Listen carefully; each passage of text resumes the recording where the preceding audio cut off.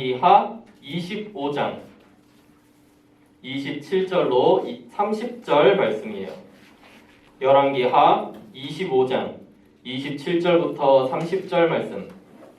이제 성경책 있는 친구들은 성경책 펴고 없는 친구들은 화면 장을 보면서 함께 합독하도록 하겠습니다.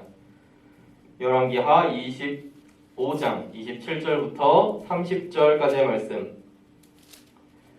그럼 봉독하겠습니다.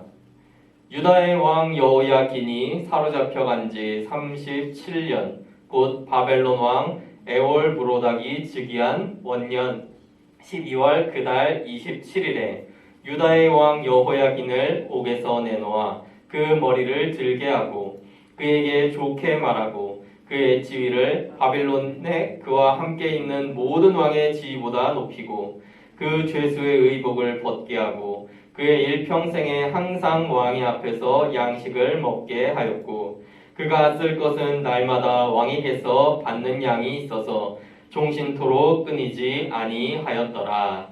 아멘. 할렐루야. 우리 친구들 너무너무 반갑습니다. 오늘도 이제 이 자리에 함께 해줘서 너무너무 고맙고 또한 환영해요.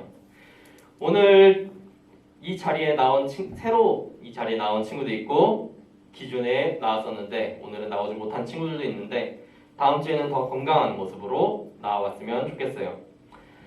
코로나가 진짜 너무너무 극성인 것 같아요. 지금 요 이틀간 10만 명이 넘는 일일 확진자가 나왔고 하얀이가 이제 몸이 안 좋아가지고 확인을 해봤더니 코로나 확진 판정이 나왔다고 해요. 그래서 지금 하연이네 집도 나오지 못하고 있는데 빨리 이 코로나가 끝나서 모두가 건강한 모습으로 여기서 함께 예배할 수 있었으면 좋겠어요. 오늘 이 말씀은 이제 열왕기하의 마지막 말씀이에요. 이걸 끝으로 열왕기 상하의 말씀은 모두 끝이 나게 되는 거예요. 이 말씀 가운데에서 하나님께서 우리 친구들에게 주시는 또 다른 깨닫는 점, 새로운 메시지를 받아갈 수 있는 그런 우리 친구들 되기를 바랄게요.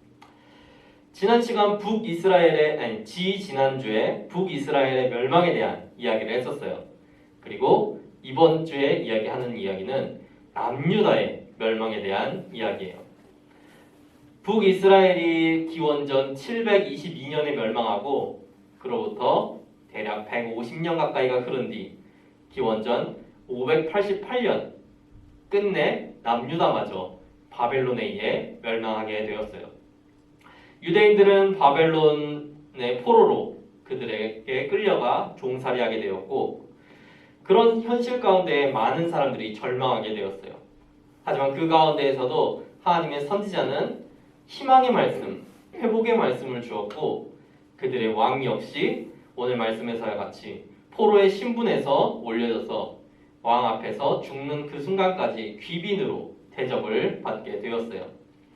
그리고 이후 나라가 멸망하고 70년의 종살이 기간이 끝나고 다시 그들은 그들의 땅으로 돌아갈 수 있게 되었어요. 이 남유다의 멸망, 이것은 하나님의 자녀라 할지라도 하나님의 말씀 가운데 순종하지 않는다면 결국 멸망할 수밖에 없다는 것을 보여주는 그런 사건이었어요. 남유다는 북이스라엘의 멸망에서 아무것도 깨닫지 못하고 그들 역시 헛된 길을 따르다 하나님 앞에서 멸망의 길을 걷게 되었어요. 그들은 우상을 숭배했고 하나님을 멀리하게 되었어요. 이로 인하여서 주의 선지자들이 많이 나타나서 그렇게 살아가면 안 됩니다. 그렇게 살다가는 하나님께 벌을 받게 되고 나라가 망하게 될 것입니다. 이렇게 주의 선지자들이 이야기했지만 이스라엘 백성들은 그 말에 순종하지 않았어요. 그렇게 해서 그들은 나라를 잃고 바벨론으로 끌려가게 되었어요. 그때서야 그들은 우리가 선지자의 말씀을 들었어야 됐는데 우리가 하나님을 잘 믿고 따랐어야만 했는데 우리가 지금 그러지 못했기 때문에 이렇게 포로 생활을 하게 되는구나 라는 그런 깨달음을 갖고 그때부터 뉘우치고 다시금 믿음을 지키기 위해서 노력하게 되었어요. 그러한 노력이 있었기 때문에 그들은 70년 뒤에 나라로 돌아갈 때에도 이스라엘의 순수함을 유지하고 더욱 큰 믿음을 가지고 그들의 나라로 돌아갈 수 있게 되었어요. 그러한 절망의 상황, 나라가 막 멸망하고 그들이 포로로 끌려가는 상황에서 주의 선지자는 그때 오히려 너희가 이렇게 잘못했다. 너희의 잘못된 벌을 받을 것이다. 너희는 이제 고통당할 것이다. 이렇게 이야기한 것이 아니라 너희가 지금은 고통스럽지만 하나님께서는 너희를 지키시고 너희를 다시 회복시킬 것이다. 너희가 지금 당장에는 무너진 성전을 보았지만 너희가 다시 성전을 쌓고 너희의 성을 다시 건축할 것이다. 이스라엘이 다시금 회복될 것이다. 라는 회복의 말씀을 주셨던 거예요. 그러한 희망의 말씀이 있었기에 이스라엘 백성들도 하나님께서 우리를 다시 회복시켜 주실 것이야. 그때까지 우리도 우리 믿음을 잘 지키자. 라는 그런 회복의 말씀과 회복의 믿음을 가지고 살아갈 수 있었던 거죠. 하나님께서는 우리가 잘못된 길을 가서 벌을 준다 할지라도 그 벌이 끝까지 영원히 지속되지는 않아요. 우리에게 주는 벌은 잠깐이고 우리에게 주는 축복은 오히려 영원한 거예요.